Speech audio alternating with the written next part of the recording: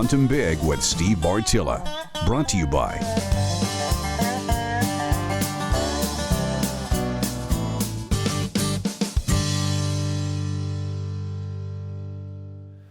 the really great thing about elevated box blinds such as the Buck Palace 360 I got back behind me, or ground blinds such as bale blinds, it allows us to put stands darn near anywhere. We don't have to have that perfect tree. I can't speak for anyone else, but my heavens, I can't even give you an honest guesstimate on how much of my life I've spent going like this. Walking around the woods looking for the right tree. Okay. As most all of you realize that are serious hunters, those trees, they don't end up always being where we need them. Okay, that's where ground blinds and elevated box blinds come in really, really handy. But there's a couple keys for making these setups sing. A beautiful thing about a box blind like that is I can set it right out in the middle of that wide open field right there. I can. And in some situations, I want to. When it comes to firearms hunting and stuff like that, where I want a good long view and I can reach out and touch something, when it comes to bow hunting, or even firearms hunting when you're not looking at cover and distance, huge distances, blend them in a little bit. We can train whitetails to accept virtually anything and fear virtually anything simply through positive and negative reinforcement, just like we train our dogs at home. The difference is our negative reinforcement is far much more negative for them than it is, hopefully, for our pets at home. Okay? Positive is they don't get hassled, they get the food they want, everything's good. When you're in an area with a lot of people using elevated box blinds, or ground blinds for that matter, that they don't blend in, that are out there in the middle of, you know what? We can train deer to be afraid of them. The last thing in the world I ever want is that whitetail to watch me climb out of that blind. If they smell something up there, that's not great. If they hear something up there, that's not great. If they watch me climb out, that is a big problem. Much bigger than everything else. By simply blending them in a little bit, this is the area out here I'm hunting, I can backdoor into that. It's broke up. Man, it's a sweet little setup right there.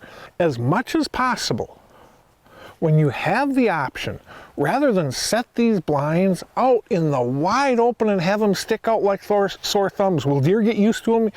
In most cases they will, unless they're trained by the neighbors not to. But even then, you have to remember, I need to get into that blind and I need to get out of that blind without those animals seeing me. When it's out in the middle of a wide open field, that's tough. You know, in those cases, hopefully you got a buddy who you can go ahead and text, hey, it's dark 30, season's over for the day, but I am surrounded by deer out here. Could you come do a little drive-by to push the deer off so I can get out? Or drive right up to the blind so I can crawl down and jump in the truck. Think about how you're going to get in and out. Lots of times you can wait them out, but there are those times where it's going to take you hours before you can get out of that. Unless we think about it proactively and set them up in areas where I can go ahead and cut down that fence line, slip up in there. Nothing. I mean, heck, I can have deer 50 yards out in here and they're not going to know I'm doing this as long as I'm really stealthy. Really think about blending these blinds. When they're the bale blinds, we can go ahead and set them out anywhere you want because they blend in naturally. They're a bale blind. All right. Ghillie blinds, though, those we want to tuck up. When you got some overhanging branches from a tree, tuck them up underneath that. Now that helps break out the roof outline. Match your blending to the situation. Okay. If I go ahead and blend the heck out of that, put all sorts of branches off it, I don't need to. In this scenario, that's all I need. Oftentimes you can tuck that ground blind up underneath that thing, put a little bit of debris around the back, and you're good. Match them. But always remember, I need to get into this and I need to get out. That is where we educate more deer as harmfully as we humanly possibly can than anything else when it comes to hunting blinds. Final thoughts brought to you by Huntworth. Blinds are extremely effective tools. They allow us to get out there and hunt virtually anywhere. Yes, we can set that bale blind out in the middle of that alfalfa field. We can take that redneck Buck Palace 360 and set it out in the middle of that soybean field. We can do that. Okay. But remember, we need to get in, we need to get out. In scenarios like that, have a buddy. Have a buddy system where you can get some help when you're stuck up in there. Do not climb out of that blind when you're surrounded by deer. The other option is to go ahead and just tuck them in a little bit. Think about how you're going to get into them, how you're going to get out, and that can make such a huge difference.